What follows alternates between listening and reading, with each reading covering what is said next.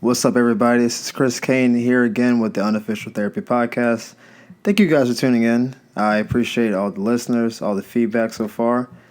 So far, you guys like what's going on, so we're going to try to keep this going. It's been about a week since the last podcast, but I think this is going to be a good one, so I'm kind of excited. I'll tell you the topic in a second, but I'll say that this was inspired by LeBron's new TV show, The Shop.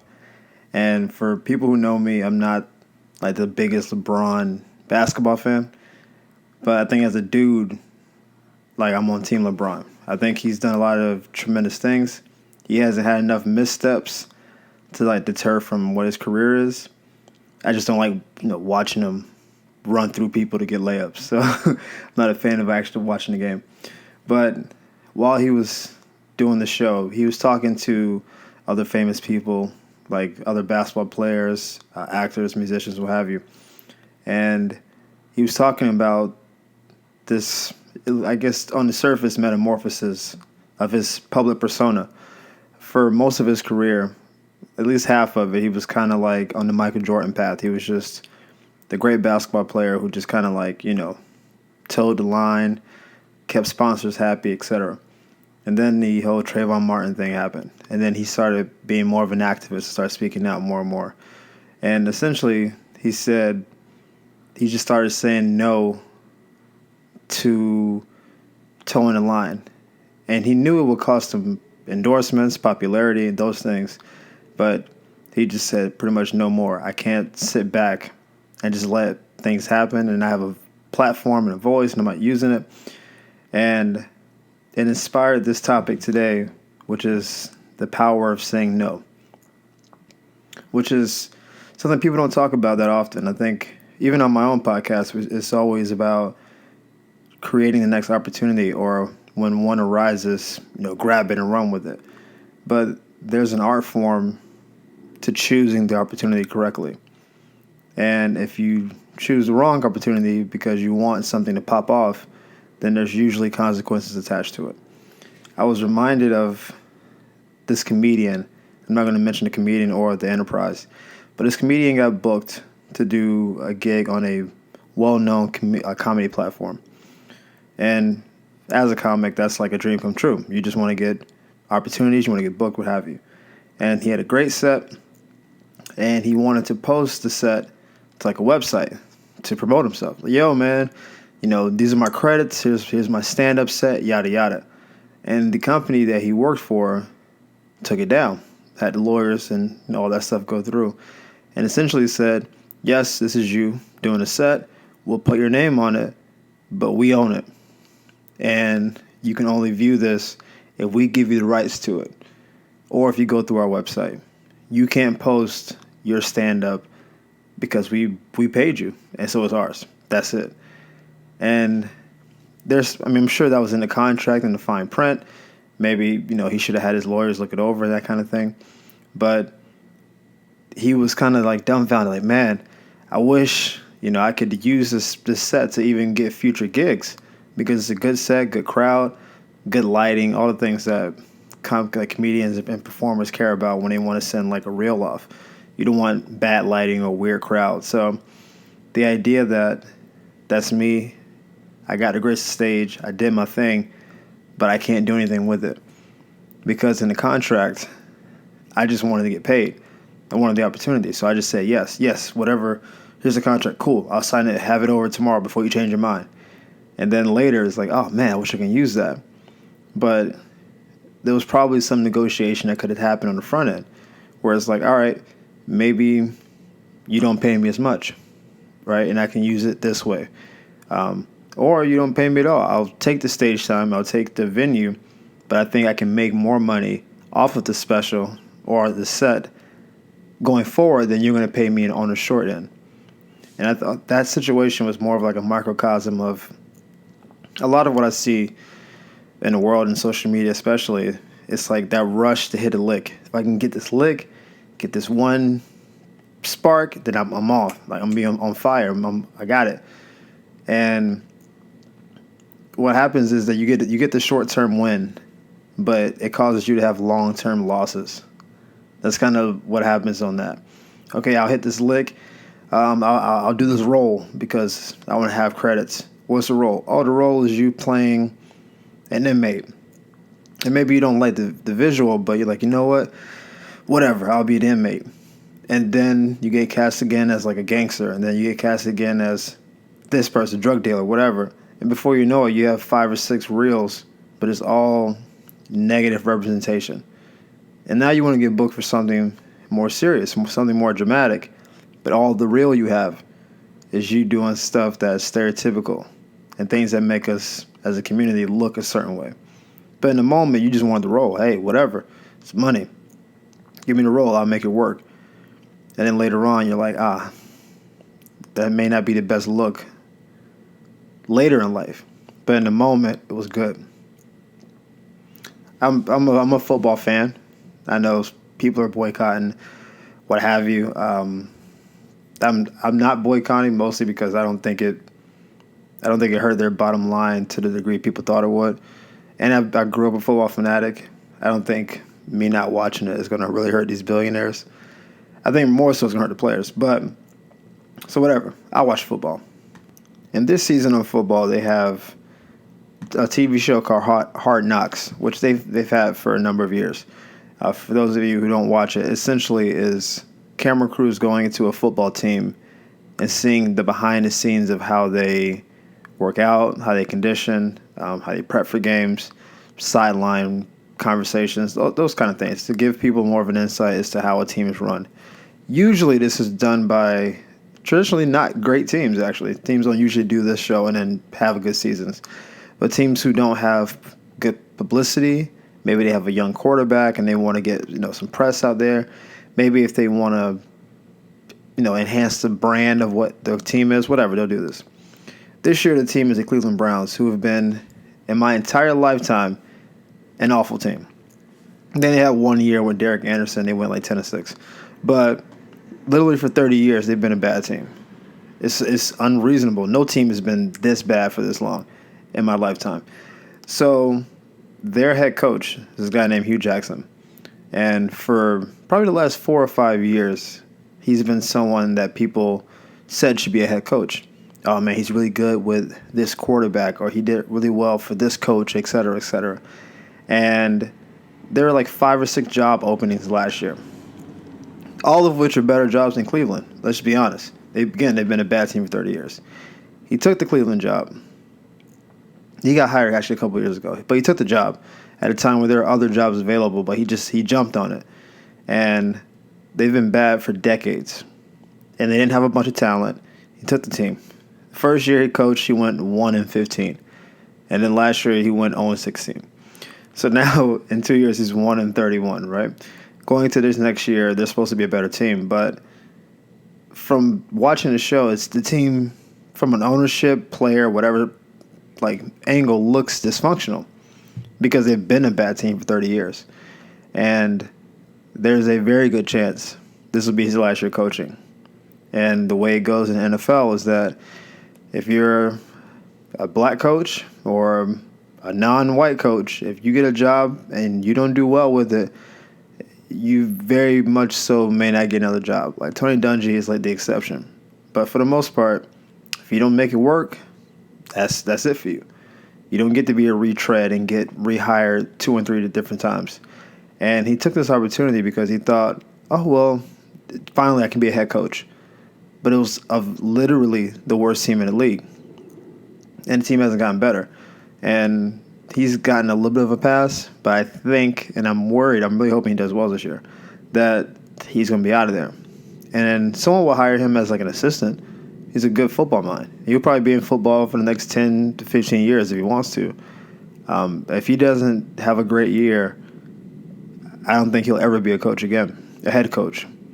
And it's not because he's a bad coach. I mean, I think he inherited an awful situation. But I think he chose a job because he just wanted to be a coach. I want to be a head coach, man. It's a big deal. I want this. And maybe it would have taken one more year of being an assistant and waiting for a job like the Chicago Bears to open up, or maybe Tampa, or whoever it was. And he chose this. And I'm sure he wants to challenge his ego, probably thinks I can turn this team around. If I can turn this team around, How great does that make me look? All those things I'm sure are true. But I think he's going to end up regretting this in 10 years. I think next year you'll see him either on a different sideline or him working for ESPN talking about how difficult it is to coach in the NFL. And I get it. Like, you don't know when you'll get offered the nod. He had done a number of interviews first, but there's something to saying no. And an example of this is actually when Nick Saban, who's now a college coach, but coached in the pros for a couple of years, he initially said he wasn't going to go to the pros. And then he went to the pros. And then when he was in the pros, they said, okay, there's rumors that Alabama wants you. And he's like, I'm not going to Alabama. And they offered him, I don't know, probably like $5 million at the time. And the more he said, I'm not going to Alabama, Alabama's offers started going up. They started offering him more money. And then eventually he took the job. Now, I think he wanted to go to Alabama the whole time. But in this case, him being so adamant as to saying no was actually a negotiation tactic. He was like, no, I'm not doing that. I have a good job. You sure? Because we can add another $500,000. Nah, I'm good. Okay, we'll see if we can find more money. Okay, cool. Then I'll go. And even to that end, though, I'm coaching Alabama in college football. There's a few legacy jobs. That's one of them. Like Alabama, Notre Dame, right? These are USC. Like these are legacy schools. If you get the opportunity to coach there, you don't just shun it and just say, "Oh, no, I don't want the job." You take it and you don't look back. And the fact that he strung them along and said, I'm not taking. Despite the rumors, obviously they're hearing these from sources. People are like, yeah, he's on campus. We think we can get him. This wasn't just BS. And eventually he took the job. He's been tremendous since he got the job. But even in that moment, to not just rush to it and say, no, I'm not doing it, drove the price up. And then he got the job, and he's been the best coach, I think in my lifetime, but maybe ever since then. But again, you have to be good enough within yourself to say no when a great opportunity is looking you in the face, or at least what appears to be, right? For a number of reasons. Sometimes you miss out, right? You ever get offered something, you say no thinking they're coming back with a counter offer, or you think a better offer is coming and then it doesn't come, and now you're like, damn, I should have taken that offer. And now you're kind of sitting there second-guessing yourself to some degree, thinking like, what would have happened had I taken the opportunity? Did I overplay my hand? Which is a reasonable question. You don't know. But sometimes saying no is good just for the sake of the precedent. Like you say no and you miss short-term money, short-term glory, what have you. But you set a precedent that I'll only accept what it is I want. The problem is a lot of people are hungry, right? And this is a metaphor that I don't know if it works perfectly, but it sounded good, so I'm going with it. I think of it like you being a hungry person. And there's a assumption that if you're hungry and someone offers you food, you'll take the food. That goes, right? Like you have a need, I'm filling the need, take the food. But if you said, I'm hungry, but I only want to eat a sandwich, but you're starving, your stomach is doing all that stuff, and someone's like, hey, I got spaghetti, your stomach's like, ooh, food. But then you already just established, I only want a sandwich. No, I won't take your spaghetti. And your stomach's like, it's sad because it's like that would have fulfilled my need. I need food. It's like you need food, but we want a certain dish. And I think that's how you should approach it. You should approach negotiations, approach opportunities. It's like, okay, I want to be AGM of this company, whatever. Like, let's say it's hotel, the Marriott. Let's throw it out there. But it's like, oh, this is, a 2-chain motel. You could be there, AGM. And it's like, well, it's an AGM. I always wanted to be one. But is that really what you wanted, though? You wanted to be the Marriott. That's what you said. You got to turn it down. I'm sorry. Because now, let's say you go to the motel. You're an AGM. Congratulations, right?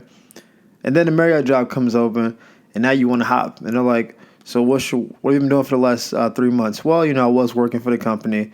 Then I got an opportunity. I left the company, and I'm trying to come back. It's like, oh, so you just job hopped, and now you want to be our AGM, presumably for the next 5 to 7 years. Now your candidacy looks worse.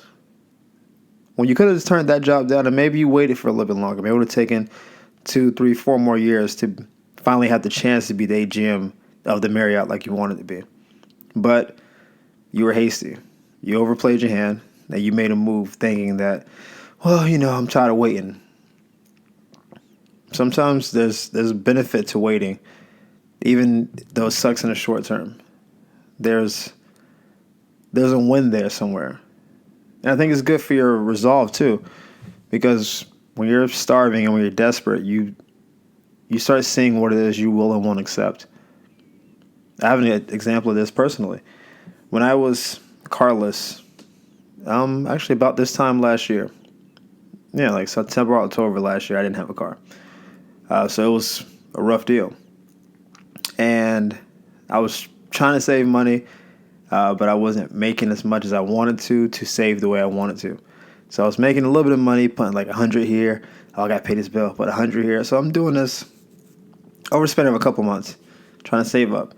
And this car was being sold, and it was for like maybe $800 or something like that, which is nothing. If you buy a car for less than $1,000, that car is not worth anything.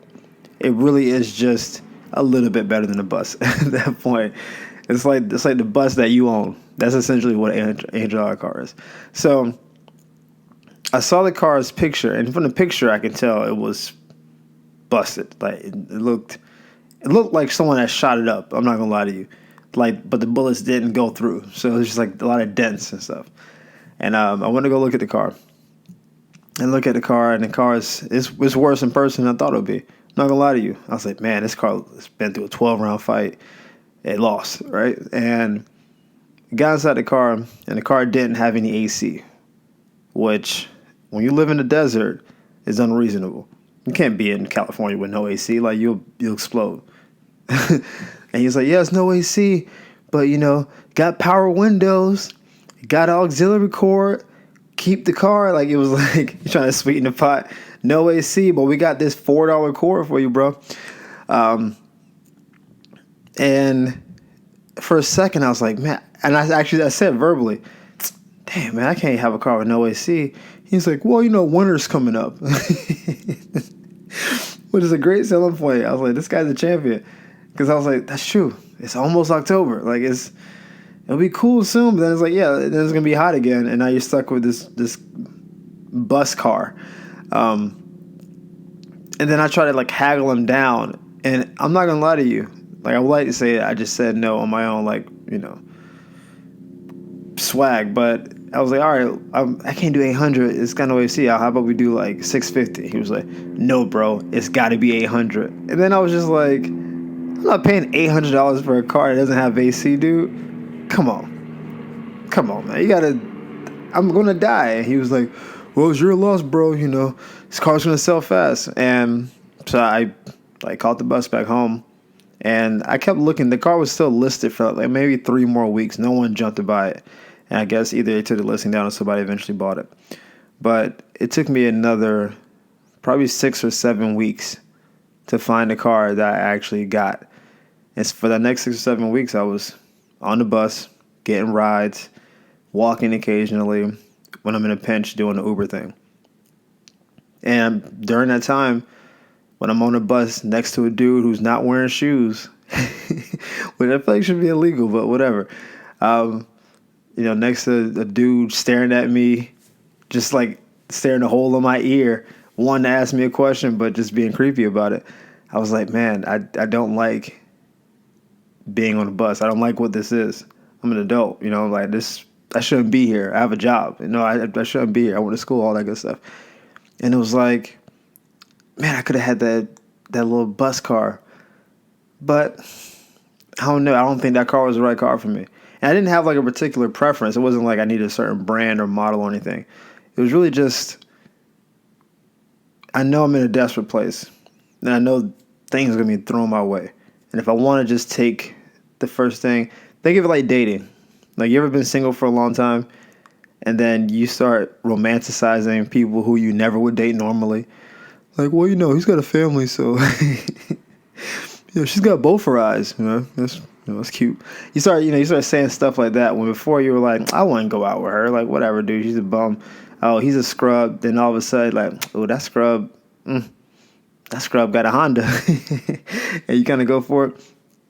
It was like, I know I can do better than what that is, and if it means suffering, riding a bus, waking up an hour earlier for work, getting home 30 minutes to 45 minutes later than I would, not being able to do like certain things, long term, it'll be better. Because I've paid for this car. Let's say this car broke down, or I just had to try to put things in it to get the AC replaced or whatever, like had to put more Freon in it or whatever. It's just more stuff into this car that never was worth it in the first place. And I knew it. When I saw the picture, my stomach said, nah. But then my desperation said, well, maybe. And that's where the conflict comes in. When you're desperate, more often than not, you'll take anything.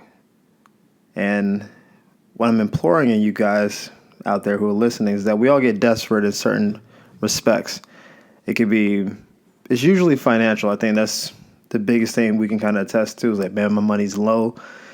I got to hit a lick. And that's what turns people to crime a lot of times, actually. Right? Isn't that how tempting?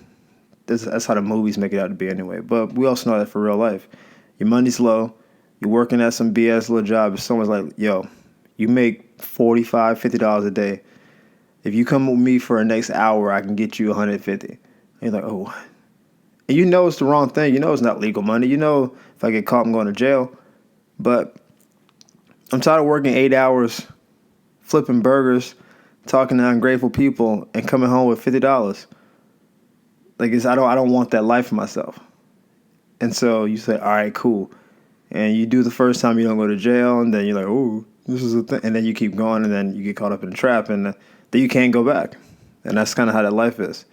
So wherever you are, if it's relational, like you've been single for a little bit, and now you're starting to feel desperate, don't settle.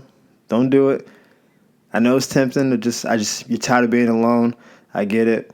It's cuffing season, right? Thanksgiving, Christmas, New Year's, all that stuff's coming up. I get it. Halloween's a big deal too. All that stuff's coming up. I get it. You want to have somebody to share it with. I understand. Don't settle. You want this job or this opportunity, and unless someone comes up or one you didn't really want, but don't settle. It's okay to say no. You're trying to negotiate some kind of contract, and there's some funny language in there you don't vibe with, but you don't want to rock the boat because you don't want to lose the opportunity. Remember, they wanted to hire you. That means you got the juice. You got something they wanted. Fight for it. Negotiate. You may not get all of what you want, but you don't have to just accept something because it's offered to you. You can't say no. And there's power in that. As always, guys, thank you for tuning in. Keep telling your friends, family, coworkers, whoever about this. Things are going really well with the podcast. It's starting to pick up a little bit, so I'm really happy about that. And as always, guys, I'll see you guys soon. And have a great work week. And remember to say no sometimes. It's cool. Deuces.